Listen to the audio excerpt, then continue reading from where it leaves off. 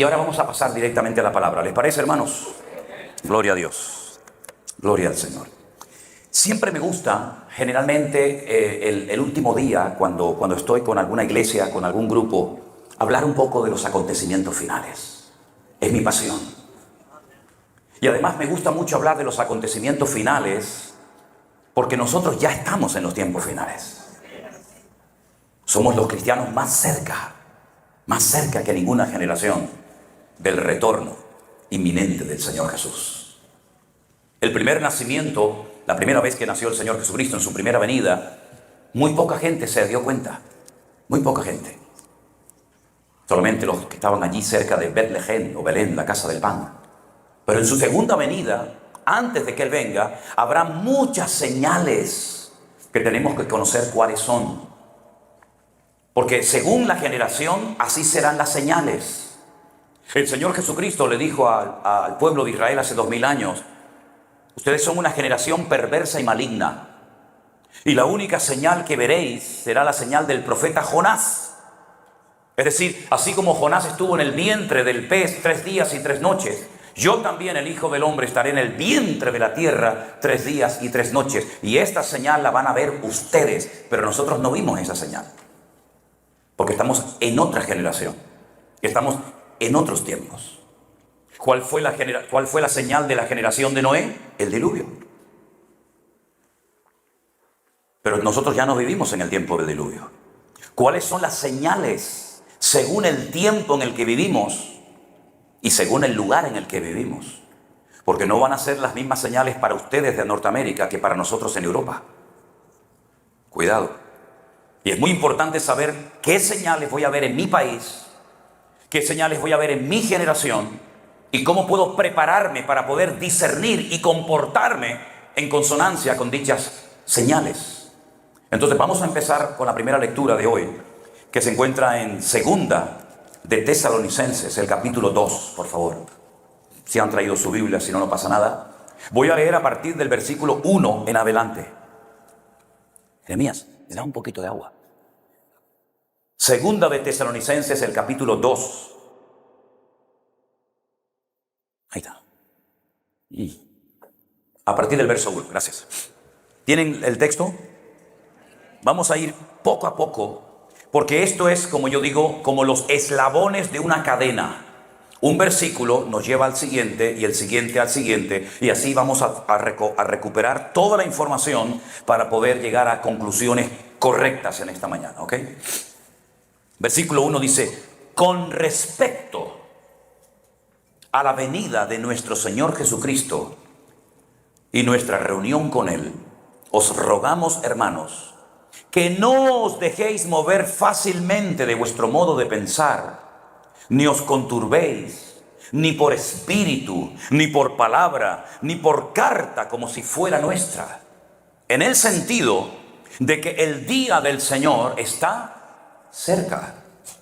Nadie os engañe en ninguna manera, porque no vendrá sin que antes venga la apostasía y se manifieste el hombre de pecado, el hijo de perdición, el cual se opone y se levanta contra todo lo que se llama Dios o es objeto de culto, tanto que se sienta en el templo de Dios como Dios, haciéndose pasar por Dios. ¿No os acordáis que cuando yo todavía estaba con vosotros os decía esto? Versículo 6. Y ahora vosotros sabéis lo que lo detiene, a fin de que a su debido tiempo se manifieste, porque ya está en acción el misterio de la iniquidad, solo que hay quien al presente lo detiene hasta que Él sea quitado de medio. Y entonces se manifestará aquel inicuo, a quien el Señor matará con el espíritu de su boca y destruirá con el resplandor de su venida. Inicuo cuyo advenimiento es por obra de Satanás, con gran poder y señales y prodigios mentirosos, con todo engaño de iniquidad para los que se pierden, por cuanto no recibieron el amor de la verdad para ser salvos. Por esto Dios les envía un poder engañoso para que crean a la mentira, a fin de que sean condenados todos los que no creyeron a la verdad, sino que se complacieron en la injusticia. El lugar donde menos tiempo estuvo el apóstol Pablo fue en esta ciudad llamada Tesalónica. Solamente estuvo 3 semanas. 3 semanas y se fue. Abrió la iglesia, tuvo que marcharse debido a una tremenda persecución que se había iniciado. El lugar donde más tiempo estuvo fue en Éfeso, 2 años. En Corinto 1 año y en Tesalónica 3 semanas. Y fíjense el nivel, la profundidad de enseñanza con tan solo 3 semanas de convertidos. Les habla del anticristo, les habla de su manifestación, les habla de los milagros, de los prodigios y señales mentirosos que este personaje terrible hará. Les habla acerca de qué es lo que está impidiendo la manifestación del anticristo. Les habla de las resurrecciones, de la primera, de la segunda, de los tiempos, etcétera, etcétera. Con tan solo 3 semanas de convertidos. Y siempre me he preguntado cómo es posible que hay personas que llevan años y toda la vida en las iglesias. Incluso se jactan de ser predicadores o pastores y no saben discernir los tiempos ni las ocasiones. Y dicen, uy, ese libro es muy difícil, hermano, yo no estoy preparado, yo no estoy capacitado para dar esas clases o esas enseñanzas. Cuando yo creo que hoy en día más que nunca se tiene que hablar a las iglesias del libro del Apocalipsis y de las profecías y de lo que está próximo a acontecer en el mundo, que nos va a afectar en gran medida a muchos de nosotros. Ahora, mis queridos hermanos, lo que Pablo hace en este pasaje tan interesante que hemos leído es dar una cronología de los tiempos. La Biblia, sabéis que no está en orden cronológico. El primer libro no debería de haber sido el libro del Génesis en cuanto a antigüedad, sino tal vez el libro de Job. Porque el orden de la Biblia o en la cronología de la Biblia no está en orden. Y por eso uno tiene que saber qué es primero, qué es después, qué es tercero, qué es último, qué es cuarto, qué es quinto. Pero en este caso jugamos con la gran ventaja de tener una información exacta en orden cronológico, tal y como se va a ir desarrollando. Y eso es una ventaja tremenda. Porque así no tenemos que inventarnos nada, sino simplemente ir paso a paso, texto a texto, viendo qué viene primero, qué viene segundo, qué es lo que permite que el texto 3 se cumpla, etcétera, etcétera. Hay 2 palabras en griego. Ustedes saben que el Nuevo Testamento se escribió en griego y el Antiguo Testamento en hebreo, salvo algunas partes en arameo del libro de Daniel. En el idioma griego hay 2 palabras para hacer referencia a la venida de Jesús, del Mesías. Una es la palabra parausía y otra es la palabra epifanía. Las 2 hacen referencia a venidas. Pero la primera palabra para la primera venida del Señor es la palabra epifanía. Cuando Jesús nació y vino por primera vez, eso es epifanía. Pero Pablo no está hablando de su primera venida. Pablo está hablando de una segunda venida, de una segunda aparición física, tangible, palpable del mismo Señor Jesucristo. Y entonces emplea otro término. Para no confundirlo con la primera venida, emplea la palabra parausía. Y así te queda bien claro, o te debería de quedar bien claro, que cuando Pablo dice con respecto a la venida del Señor Jesucristo y nuestra reunión con Él, se está refiriendo, repito, no a la primera venida naciendo en Belén de Judea, sino a la segunda venida del Mesías. Si no tuviéramos el Nuevo Testamento, si nunca hubieran llegado a nuestras manos las cartas de Pablo, de Pedro, de Juan, de Santiago, etcétera, solamente estudiando, solamente leyendo el Antiguo Testamento, sabríamos perfectamente que el Mesías vendría 2 veces. Una primera vez como siervo sufriente, como cordero al matadero, y una segunda vez como rey triunfante y glorioso, como el león de la tribu de Judá. Hay más información para la materia de la escatología en el Antiguo Testamento para estudiar la segunda venida de Cristo que en la primera. El Apocalipsis del Antiguo Testamento es el libro de Daniel y Ezequiel. Leyendo y estudiando esos libros, llegas a la conclusión perfectamente de que el Mesías vendría en 2 ocasiones. Ya la primera se cumplió, amén, hermanos. Ya eso forma parte de la historia, pero queda la segunda venida. Para la primera venida teníamos, muchos datos, incluso hasta fechas. ¿Se acuerdan cuando el hermano preguntó el otro día, hermano, esto de la profecía de Daniel capítulo 9? Le dije, bueno, ahí está. Ahí están las preposiciones de hasta. Le dice el Señor en el capítulo 9 al profeta Daniel estando en Babilonia cautivo: quiero que sepas y entiendas que que sepas y entiendas que desde la salida de la orden para restaurar Jerusalén hasta el Mesías príncipe, y le da una fecha, 483 años o 69 semanas de años, como les expliqué el otro día. Por lo tanto, ellos sabían perfectamente el tiempo de la aparición de aquel astro en el universo. Y dicho sea de paso, las estrellas hasta el día de hoy tienen nombre hebreo. Y hubo un tiempo en la historia en el que el hombre podía interpretar algunas, no todas, pero algunas profecías de la Biblia, traduciendo el significado de las palabras o de los nombres de las estrellas en hebreo. Por eso aquellos magos, aquellos astrólogos, aquellas personas que observaban las constelaciones, el movimiento de los astros, ellos sabían que ya había nacido el rey de Israel, porque su estrella la vimos en Oriente. Y del Oriente vinieron caminando durante meses probablemente para ir a visitar al lugar exacto donde había nacido el Señor Jesucristo, que era el Rey de los judíos. Es decir, había señales proféticas, mucha información para saber más o menos el tiempo de su venida. En el Antiguo Testamento hay 4 reinos fundamentales que se mencionan. Tenemos el imperio babilónico, el imperio de los medos persa, tenemos el imperio griego y tenemos mención o referencia al imperio romano. No se habla de los chinos, no se habla de cualquier otra civilización, pero fundamentalmente la historia bíblica pasa por estos 4 imperios. El babilónico, que lo vemos en el Antiguo Testamento, el medo persa, los persas eran los iraníes, y los medos son los kurdos, los que todavía después de tantos siglos, los kurdos siguen pidiendo a Turquía y a otras naciones de la tierra que les den un trozo de tierra. Los kurdos son los antiguos medos de la Biblia, y los persas son los iraníes, los que tienen su territorio. Pero luego la Biblia nos habla del imperio griego, incluso haciendo referencia a Alejandro Magno. Pero no aparece en el Antiguo Testamento nada del imperio griego. Y cuando abrimos las páginas del Nuevo Testamento, nos encontramos con otro imperio, que es el imperio de los romanos.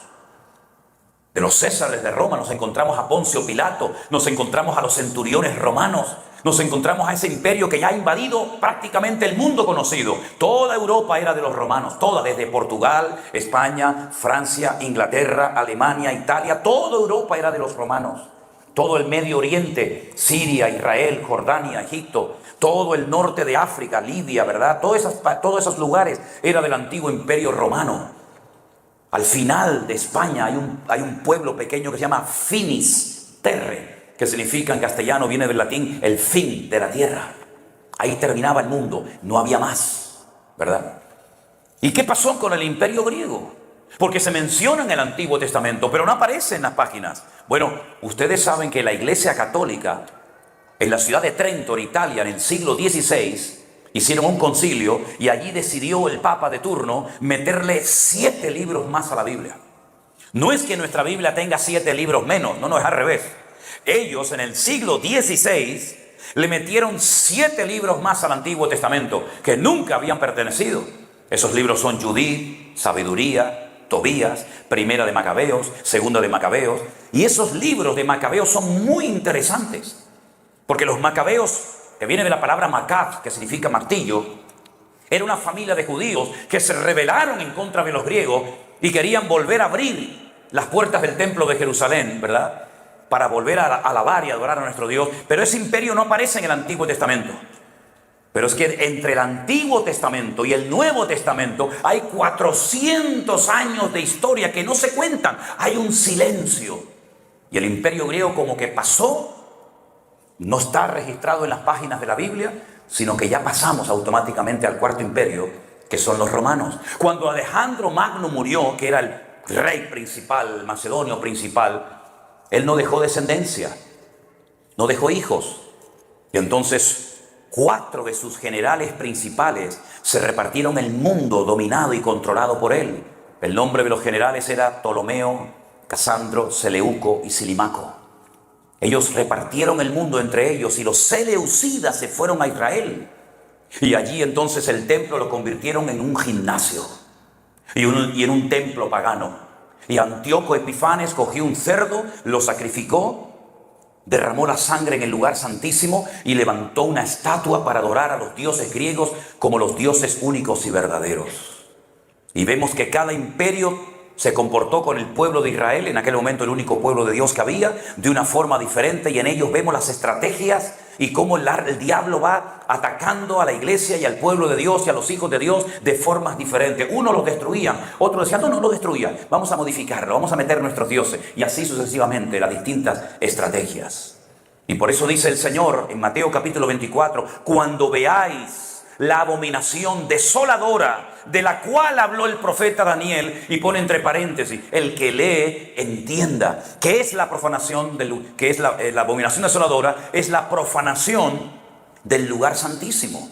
Claro, alguno en esta sala, en esta tarde, o ahí en internet que nos están siguiendo, puede decir, pero hermano, no hay templo, los judíos no tienen templo en Israel. Es verdad, tienes razón. Fue destruido en el año 70 por el hijo del emperador romano Vespasiano, por Tito. Él destruyó el templo, lo quemó y llevó los tesoros a Roma. Y nunca más en 2000 años el templo de Jerusalén ha vuelto a ser reconstruido.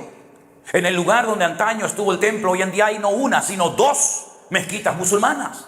Una que habrán visto enorme con esa cúpula de oro que se llama la mezquita de Omar, donde debajo de esa cúpula hay una piedra que es más grande que todo esto, y los judíos dicen que ese es el centro, el ombligo de la tierra, desde el cual Dios creó el universo, y donde subió Abraham con Isaac para sacrificarlo sobre un altar. Y al lado hay otra mezquita, que es la mezquita de Al-Aqsa, que es donde dicen los musulmanes que Adán y Eva oraban a Alá. El Corán está lleno de falsedades, de manipulaciones históricas y de mentiras. Y es una burda imitación de historias bíblicas. Pero en fin, ese sería otro tema para otro día. Pero mis queridos hermanos, el apóstol Pablo dice que se presentará en los últimos tiempos un hombre, un personaje político, que se levantará del antiguo imperio romano, que la Biblia lo llama el anticristo, el cuerno pequeño, el inicuo, el hombre de pecado, el hijo de perdición. Es siempre el mismo. Es un líder político que recibirá un poderío militar impresionante, recibirá reconocimiento mundial por parte de muchas naciones. Y este hombre, junto con otro personaje llamado el falso profeta, cuya sede de gobierno religioso o espiritual está en Roma, la ciudad que gobernaba sobre todos los reinos de la tierra, este dúo de hombres perversos llamado el falso profeta y el anticristo, en los últimos tiempos harán barbaridades. Durante un periodo que el Antiguo Testamento lo llama el tiempo de angustia de Jacob, y el Nuevo Testamento lo llama la gran tribulación.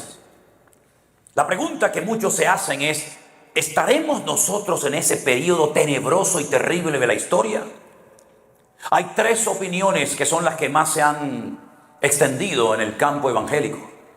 Unos dicen, no, nosotros no estaremos nunca en persecuciones. Jamás nos afectarán a nosotros, los problemas económicos, persecuciones, quema de iglesias. Nosotros vamos a ser arrebatados, llevados antes de que comience todo eso. Hay otro sector que opinan que van a estar por lo menos en la primera parte, en los primeros 3 años y medio. Y hay otros, pero no tantos, que opinan que la iglesia va a estar en todo el periodo de la gran tribulación. La pregunta es, si hay 3 opiniones, ¿cuál es la verdadera? Porque no puede venir el Señor 3 veces, antes, durante y después, tendrá que venir en una ocasión. Les voy a dar un pequeño dato. No intento convencer a nadie de nada, no estoy aquí para eso. Pero sí me gusta hacerle a la gente pensar. Porque la enseñanza no tiene que entrar por presión, sino por convicción. Y que sea el Espíritu Santo el que nos enseñe y nos hable, porque todos somos estudiantes de la Biblia, ¿sí? Durante siglos, durante muchísimo tiempo, estaba totalmente prohibido, mal visto que en una Biblia se incluyeran comentarios de hombres. Hoy en día saben lo que hay, ¿no? La Biblia de este, la Biblia del otro, la Biblia de fulanito, la Biblia de menganito, y ahí meten sus comentarios y sus opiniones, ¿verdad? Pero durante siglos eso no se podía hacer. La Biblia es la Biblia. Usted quiere un libro de comentarios, cómprelo aparte. Pero no le metan a la Biblia mapitas y datos y cronologías e información y opiniones personales del pastor no sé quién o del teólogo no sé cuánto. Eso no se podía hacer. La primera vez que eso se hizo en la historia, se hizo con la famosa Biblia de Scofield. Scofield fue un hombre muy reconocido teológicamente hablando.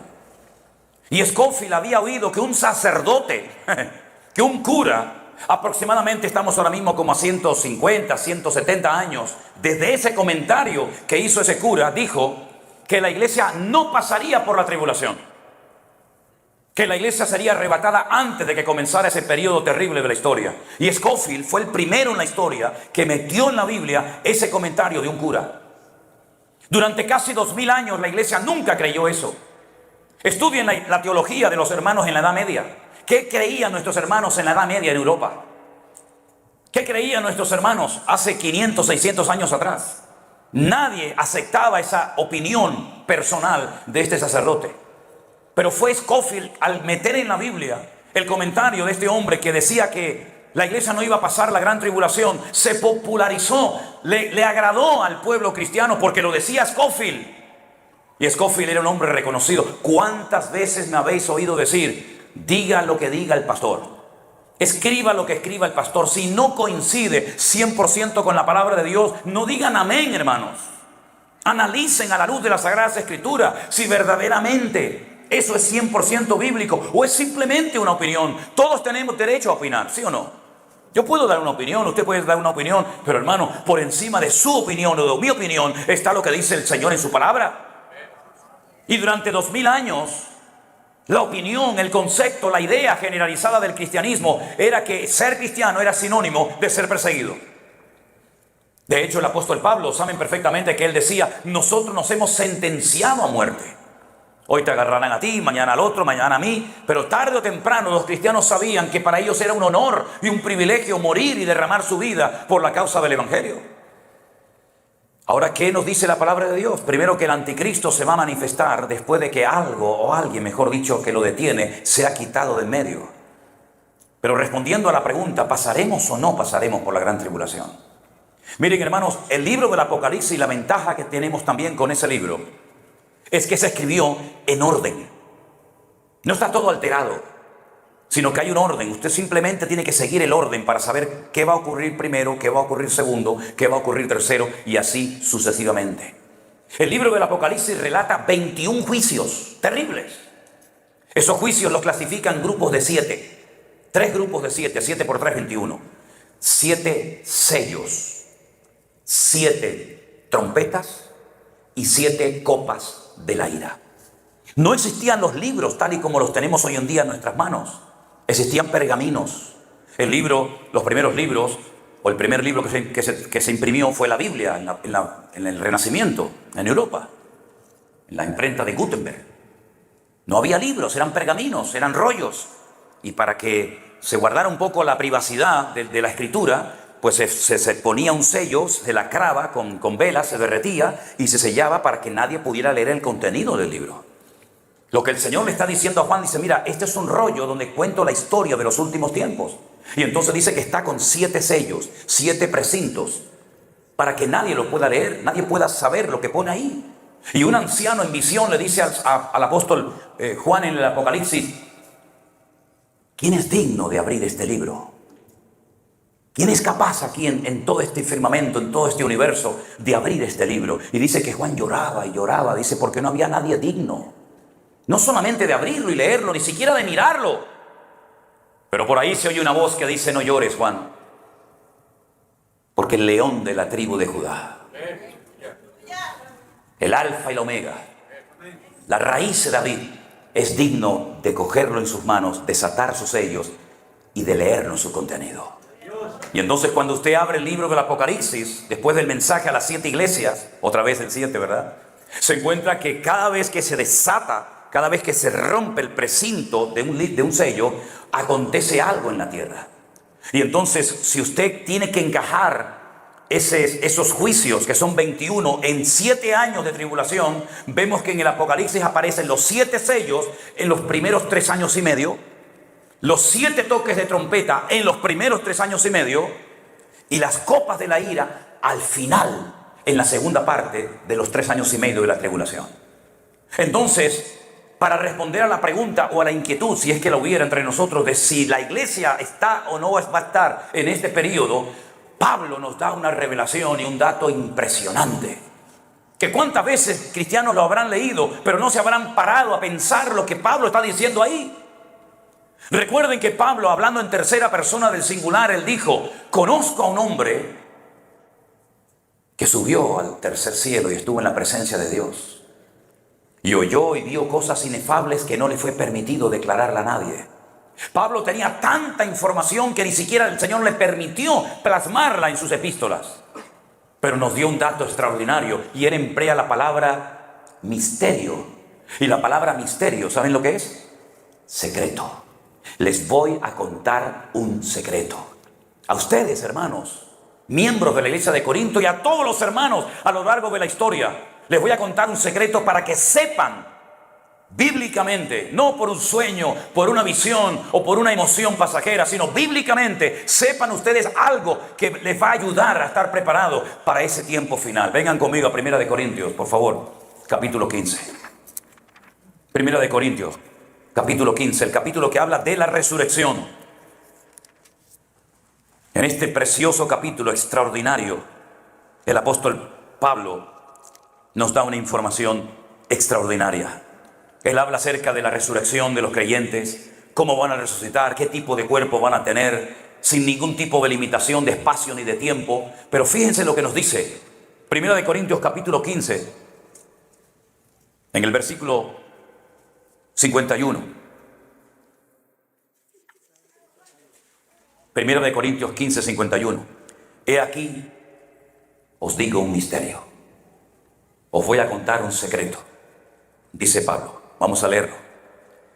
No todos dormiremos, pero todos seremos transformados. Él habla acerca de morir. Habrá una generación que será arrebatada en vida a la presencia del Señor. Por lo tanto, no todos dormiremos, pero todos seremos transformados. Claro, él está hablando creyendo que él iba a formar parte de esa generación, pero evidentemente no formó parte. Y la pregunta es: ¿cuándo seremos transformados? Dice aquí: en un momento. En un abrir y cerrar de ojos. ¿Cuánto tarda usted en abrir y cerrar sus ojos? Así, milésimas de segundo. En un momento, en un abrir y cerrar de ojos. ¿Cuándo? Léalo. A la final trompeta. Porque se tocará la trompeta, y entonces los muertos en Cristo serán resucitados incorruptibles, y nosotros seremos transformados. Se producirá una metamorfosis, que es la palabra griega, de gusano a mariposa, ¿verdad? ¿Qué prefiere ser, gusano o una hermosa mariposa? Pues ahora el cuerpo que tienes, por mucho que presumas, es un gusano. Mira, algunos piensan que son un pavo real. Ni a gallina llegamos. Dice, será transformado, una metamorfosis de algo como lo que vemos a algo hermoso y espectacular, que no conoce limitaciones, que puede vivir una eternidad, que puede trasladarse simplemente pensando quiero estar allí. Cuando lo piensas ya estás allí, exactamente igual que las características del primer hombre en el jardín del Edén, que no sudaba, un hombre que era capaz de meterse debajo del agua 5 horas y no se ahogaba. Un hombre que era capaz de oír la voz de Dios. Un hombre que veía un animal y veía la esencia del animal. Lo veía por dentro. Era una visión penetrante de la realidad de los seres vivos. Porque, como pequeño dato, nosotros tenemos una visión muy limitada de las cosas, pero Adán podía ver tu corazón, tus pulmones, tus hígados, tus riñones. Podía penetrar por todas tus entrañas y ver todo tu ser. Dios creó a los animales y los dejó sin nombre. No les puso nombre, le dijo a Adán: hazlo tú. Ponle tu nombre a los animales. Yo lo sé, hago, pero ponle tu nombre a los animales. Por eso yo cada día le pongo a un día un nombre. Hoy será día de victoria. Hoy será día de paz. Hoy será día de sabiduría. Hoy será día de gozo. Porque esa capacidad de nombrar las cosas, Dios se las delegó al hombre. Y por ejemplo, pasó por allí un perrito y lo miró a Adán y dijo: un caniche, un pastor alemán, un bulldog. No, eso no. Ni siquiera dijo perro, sino que lo miró, se quedó observando y dijo, tú serás llamado Caleb. Y juntó la palabra col y la palabra lev y formó un término nuevo que lo llamó Caleb. Col, todo, lev, corazón. Y llamó al perrito todo corazón. Y llamó al león que comía paja y te podías acostar. Ese es el sueño de mi vida, dormir con un león. Me encantaría ahí abrazarlo, ahí la melena esa. Es una gozada cuando veo esos hombres que entran a una jaula y abrazan a un león y se te encarama. Es algo, aunque el león apesta, dicho sea de paso, pero bueno. Y lo llamó Agei, el que mete miedo. Pero no metía miedo, pero él vio la esencia en el futuro. Y así, un estudio muy lindo del nombre de cada animal, ¿no? Pero no es el tema ahora, ¿verdad? Pero ¿saben qué, mis queridos hermanos? Es como si yo dijera, esto tiene hidrógeno, esto tiene hidrógeno, esto tiene oxígeno. Pero yo no lo veo el oxígeno, pero Adán sí lo veía. Dice, esto tiene hidrógeno y oxígeno. Por eso cuando bebes agua, es un alivio. Tu cuerpo nota que ha entrado hidrógeno, que ha entrado oxígeno a tus venas y te alivia, porque es una fórmula química que es lo que hace que ese elemento sea indispensable para la vida, ¿verdad? Y entonces lo que hace nuestro Dios es mostrarnos que algún día nuestros cuerpos se van a transformar de tal manera que aunque podamos reconocernos sin necesidad de preguntarnos cómo te llamas, porque Pedro vio a Moisés y Pedro vio a Elías y dijo, mira Moisés, mira Elías, y habían desaparecido del planeta Tierra hacía siglos, pero ellos los reconocieron porque no habrá limitaciones de ningún tipo. Todas las enfermedades desaparecerán, los ciegos verán, los mudos hablarán. No sé en qué edad nos quedaremos, si uno murió con 80, si se queda con 80 o el de 20, no, ya eso no lo sé. Pero lo que sí sé es que va a ser la perfección absoluta. ¿Y cuándo se producirá ese cambio? A la final trompeta. ¿Y cuántas trompetas menciona el libro del Apocalipsis? 7. ¿Y cuándo suena la séptima trompeta? Después de los 7 sellos. Y al final de la séptima trompeta ya han pasado 3 años y medio de lo que llamamos la gran tribulación. Y a la mitad de la semana o a la mitad de los 7 años se produce este acontecimiento glorioso de la resurrección de los muertos. Y vamos a la presencia del Señor, y es entonces cuando aquel inicuo terrible entra al lugar santísimo y lo profana y dice, a partir de hoy me van a adorar a mí.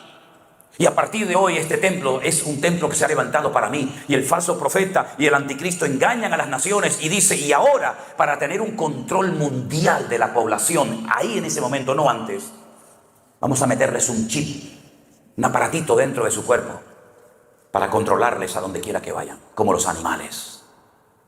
Y hacía que a grandes, pequeños, hombres, mujeres, blancos, negros, ricos, pobres, fueran marcados como los animales, y nadie puede comprar, nadie puede vender, nadie puede cobrar su sueldo, nadie puede poner combustible en una gasolinera, nadie puede ir a un supermercado, nadie puede hacer nada si no pasas la mano y reconoce la máquina que llevas ese aparatito dentro de tu cuerpo, alimentado por una pequeña batería de litio que si te lo quieres quitar se abre y te envenena la sangre y te mueres al momento. Donde a través de satélites pueden controlar en cualquier momento el movimiento de toda la raza humana y decir, este está aquí, este está allá, este vino, este se quiere escapar, este es hombre, esta es mujer. Eso es lo que sucederá en los últimos tiempos. ¿Cómo podía saber Juan, un pescador de Galilea, hace 2000 años, esta alta tecnología? Porque el Espíritu Santo lo sabe todo y reveló lo que va a pasar en los últimos tiempos.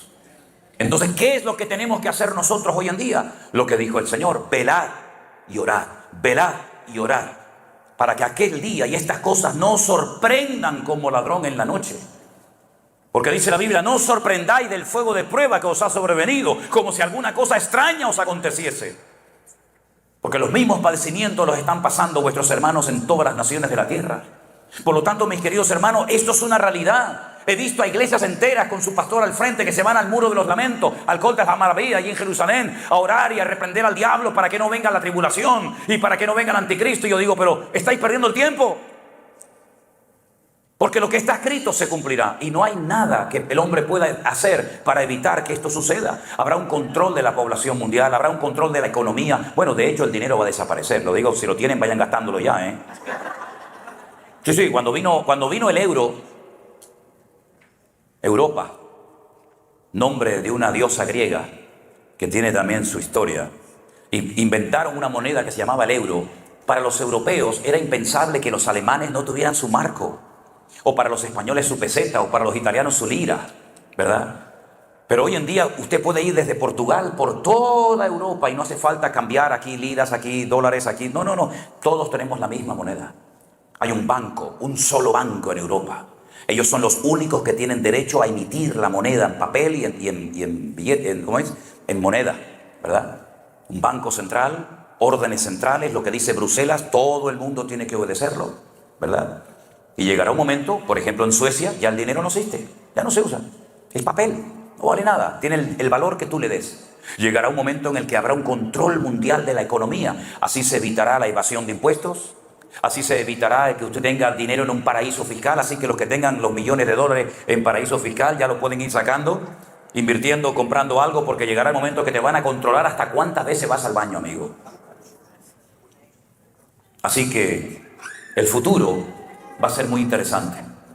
Y lo único que nosotros podemos hacer es no darle lugar al miedo, ni a la incertidumbre, ni mucho menos, sino presentarnos cada día delante del Señor en oración, diciéndole al Señor, guárdame, líbrame y protégeme de este tiempo terrible que viene a la humanidad. ¿Piensan ustedes que lo de marzo del 2020 fue casualidad? Qué ingenuos son algunos, ¿no? Qué ingenuos, fue un ensayo. Vamos a probar a ver qué pasa. Vamos a ver qué pasa cerrando las iglesias, las empresas, estrangulando la economía de las naciones, impidiendo que la gente viaje de un país a otro. Vamos a bombardearles 24 horas al día con datos que nosotros le damos a ellos. Vamos a decirle a dónde pueden ir, a dónde no pueden ir, qué pueden comer, qué no pueden comer. Fue un ensayo. Fue un ensayo. Pero nosotros aprobamos porque descubrimos que detrás de todo esto Dios estaba haciendo algo en su iglesia, la estaba preparando, y nos sorprendió ver que sin diezmos, sin ofrendas, sin nada, el Señor cuidó a la iglesia. Hizo una limpieza a nivel mundial en las iglesias como nunca antes lo había hecho. Fue la primera vez en la historia de la humanidad que nosotros, todos los cristianos de los 5 continentes bajo la tierra, teníamos que estar en nuestras casas sin poder asistir a nuestros cultos, a nuestras iglesias. Nunca jamás había pasado eso. Fue la primera vez desde que Israel salió de la esclavitud en Egipto que los hijos de Israel volvieron a celebrar Pesaj, la Pascua, dentro de sus casas sin poder salir por las calles. Fueron días extraordinarios que hay que saber leer e interpretar en el mundo espiritual qué fue lo que pasó. Por eso me da mucha tristeza cuando veo a cristianos que dicen, uy, qué bien, gloria a Dios, ya estamos volviendo otra vez a la normalidad. O a la subnormalidad, mejor dicho. Volver a la normalidad, ¿de qué normalidad me hablas? De volver otra vez a trabajar y trabajar y trabajar y trabajar. No tener tiempo para leer la Biblia, no tener tiempo para orar, no tener tiempo para la familia, sino hay que pagar el coche, y hay que pagar la moto, y hay que pagar el yate, y hay que comprar una casa y otra casa. ¿Esa es la normalidad que ustedes llaman? Yo no la quiero. La normalidad es danos el pan nuestro de cada día. La normalidad es buscar primeramente el reino de Dios y su justicia, y todo viene por añadidura. La normalidad es depender de Dios como Noé tuvo que depender del Señor, y como Israel tuvo que depender del Señor. Y allí había muerte, en aquella casa se moría la gente, y en esta casa saltábamos alegre alabando a Dios. Y en aquel lugar había tinieblas, y en esta casa había luz. Esa es la normalidad. Llegará el momento cuando tendremos que comenzar a clamar a Dios para ver los milagros que hace siglos que no se ven. Porque por mucha comida que tengas en tu casa guardada, por mucha agua que tengas en tu casa guardada, por muchas cosas que tengas ocultas detrás de la pared o debajo del suelo, por mucho que logres atesorar, nunca será suficiente Pero el Señor es mi pastor y nada me faltará. Y Él nos cuidará en medio de la tormenta y viviremos para Él dándole honra y gloria. Aleluya. Tenemos que vivir con esta seguridad y decirle a este mundo, a esta gente que nos conoce, nosotros dormimos en paz. El otro día nos pasó algo muy curioso, ¿verdad? Estábamos durmiendo en... ¿dónde era? En Las Vegas. Les voy a contar un misterio, un secreto. Estábamos durmiendo y de repente oigo tum, tum, tum, tum, tum, tum. Agarro a Elena, ¡fum!, la tumbo fuera de la cama, porque es un sonido que uno tiene aquí metido, ¿no?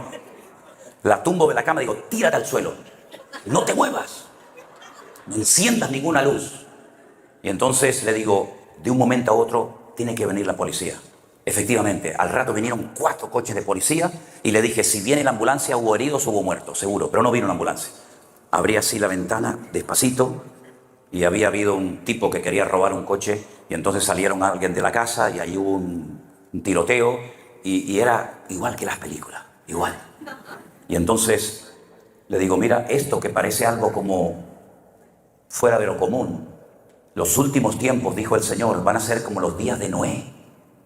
Y uno dice, como los días de Noé, voy a ver qué dice la Biblia de los días de Noé, a ver cómo eran los días de Noé. Violencia, falta de principios, de moral, falta de respeto, la apostasía, el desorden, el caos absoluto.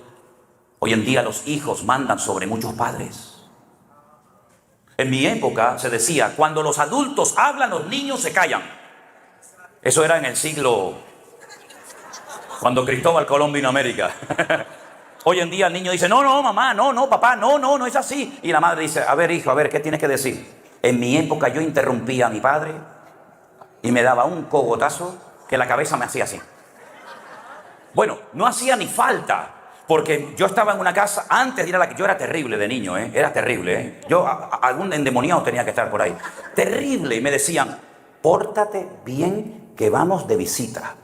Si te ponen algo delante, no lo cojas. No digas que tienes hambre, no me rompas nada. Y yo decía, sí, papá.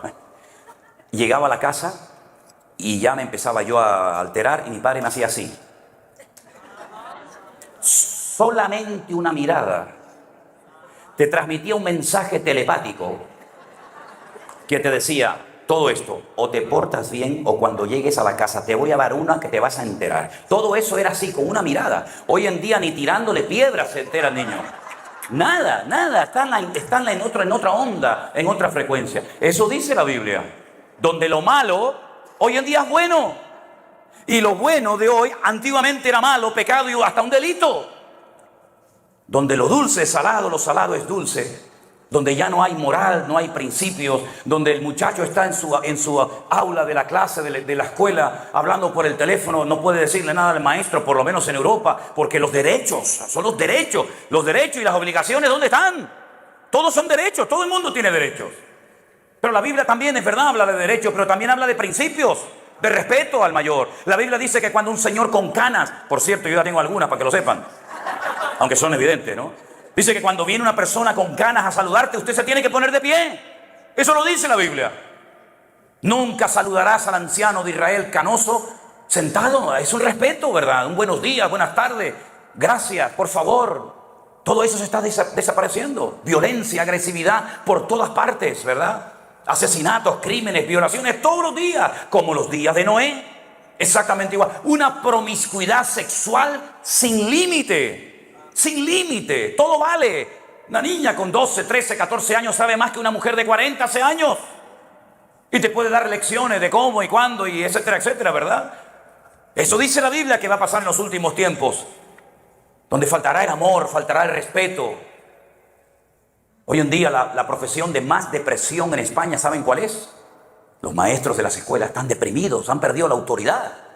En mi época, cuando el profesor me castigaba y llegaba a mi casa y me decía, papá, el profesor me castigó y me decía, algo malo habrás hecho. Y encima me daba él también. Hoy en día, papá, el profesor me castigó y el padre va, le pega al profesor, lo denuncia, lo manda a la policía, lo manda al juzgado, lo mandan al Alcatraz 30 años. Increíble, es una locura de vida. Es que exactamente igual que los días de Noé. Por eso, qué difícil es ser padre hoy en día.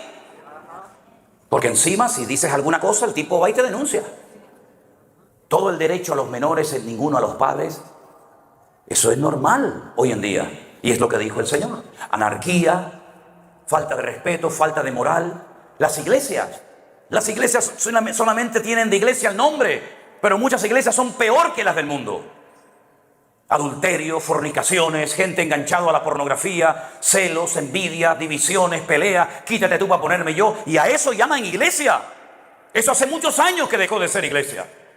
Pastores que se han aprovechado de la gente en vez de servir a la gente. Por ganancias deshonestas son capaces de inventarse cosas que ni existen hoy en día con tal de sacarle la plata a la gente de los bolsillos.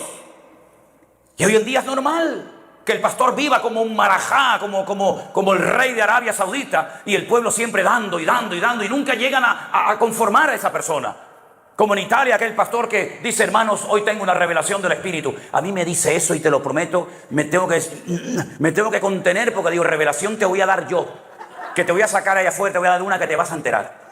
Se tumbó en el púlpito, dijo: hoy el Espíritu dice, cúbrame con billetes, cúbrame con dinero. Sinvergüenza, es un hombre para meterlo en Alcatraz 200 años, hombre, pero solo, a pan y agua. Y la gente va. Yo le dije a la hermana: usted me lo está contando, ¿y usted qué hizo? Dice: no, yo fui. Le digo: entonces tú peor que él. Usted es copartícipe de su desorden. Todo eso lo hemos denunciado en estos últimos 2 años para que la gente se despierte y se dé cuenta de que estas señales no son casualidad, sino son las señales de los últimos tiempos. Y es tiempo de que volvamos otra vez a tener la Biblia como la base y el fundamento de nuestros países, de nuestras ciudades, en las escuelas, en las casas, y que por lo menos en la iglesia, ya que no la quieren en la calle, que por lo menos en la iglesia se predique el Evangelio, la sana doctrina de nuestro Señor Jesucristo. Si no quieren a Dios en la escuela, aquí lo queremos. Si no quieren a Dios en las universidades, aquí lo queremos. Y si no quieren darle honra y gloria al Señor, sino echarle la culpa a Él de las desgracias y de las muertes, nosotros aquí le daremos a Él toda la gloria, toda la honra y toda la alabanza, porque Él es digno de recibirla. ¡Aleluya! Fuertes aplausos a nuestro Dios. Y Él viene pronto, mis hermanos. Él viene pronto. Prepárense. ¿Quieres seguir llevando tu vida de jefe? Adelante. Usted tiene toda la libertad de hacerlo, pero nunca podrás decir: yo no sabía que Cristo iba a venir otra vez. Nunca podrás pararte delante del trono de Dios y decir: yo no sabía lo que tenía que hacer para recibir al Señor en mi corazón y en mi alma. Yo he cruzado el charco, como solemos decir. Hemos hecho miles y miles de kilómetros y hemos estado horas y horas de pie atendiendo a la gente, para que tú hoy sepas que el Señor Jesucristo viene pronto, pero que antes de que venga, lo mejor que puedes hacer, la mejor decisión que puedes tomar, es abrir tu corazón pidiéndole perdón a Dios por tus adulterios, por tus mentiras y por todas las cosas que has hecho que ni tu mujer las sabe, ni tu marido, ni nadie en esta vida sabe todas las barbaridades que has cometido, pero Dios las sabe perfectamente. Y Él no viene para reprocharte nada, Él viene para salvarte, para limpiarte, cambiarte y perdonarte. Pero si hoy el Señor te está hablando y cierras tu corazón, nunca tendrás la excusa de decir: yo no sabía nada. Yo te he estado predicando más de 1 hora la palabra de Dios en esta mañana. Te he citado textos bíblicos, te he puesto ejemplo, has aplaudido, has reído, has hecho todo lo que has querido, pero ahora es el momento más importante de esta reunión. Es el momento en el que te pregunto: ¿qué vas a hacer? ¿Qué vas a hacer con todo esto? Ah, muy interesante, muy bonito, que tomé anotaciones, qué interesante, qué bien lo que di. No, a mí no me interesa eso. Tú no puedes salir por esa puerta en este día sin haber tomado la decisión de seguir a Jesús. Si el Señor Jesucristo en este momento apareciera visiblemente por este salón de este hotel y subiera a esta plataforma y te mira la cara y te dice: ¿quieres que sea tu Señor y Salvador o me vas a crucificar otra vez? ¿Quieres que entre en tu vida, en tu corazón y en tu familia? ¿O tu arrogancia y tu soberbia es tan inmensa que te impide ver mi amor y mis heridas y mi costado abierto por amor a ti? Cierra tus ojos en este momento, mi querido hermano y amigo. A la inmensa mayoría de ustedes yo no los había visto en mi vida. No sé si nos volveremos a ver otra vez en esta tierra, no lo sé. Pero hoy es el día aceptable, es la oportunidad que Dios te está dando. Valórala para conocerle. Yo me rindo a Él, para servirle, para adorarle. Señor, yo te pido que en esta tarde, en esta mañana, en este lugar, tu Espíritu Santo toque los corazones de aquellos que aún no te han recibido y entiendan que tú has venido hoy aquí para limpiar, cambiar, transformar vidas. Esto no es un juego, no es un entretenimiento, no es un circo. Este es el lugar más sagrado que hay en este momento, en este lugar, porque tú estás aquí. Tú estás vivo, tú has resucitado de entre los muertos. Y que tu Espíritu Santo, Dios, en esta mañana toque corazones y haya gente que con un genuino arrepentimiento vengan a tus pies a rendirse delante de ti. Si en esta mañana entre nosotros hay algún hombre, alguna mujer, algún joven, alguien que en este momento, en este lugar, le quieres rendir tu vida a Jesús, no es una invitación a una iglesia, no es una invitación a una nueva religión, es un llamado a que vengas a Jesús, aquel que te dio la vida, aquel que murió en la cruz y aquel que resucitó al tercer día y está aquí. Si en esta mañana hay personas que le quieren rendir su vida al Señor Jesús, levanta tu mano, quiero orar por ti en este momento. Ahí donde estás, Dios le bendiga. ¿Alguien más? Dios le bendiga a usted también. Dios le bendiga. Dios le bendiga, veo su mano. ¿Hay alguien más? Dios le bendiga.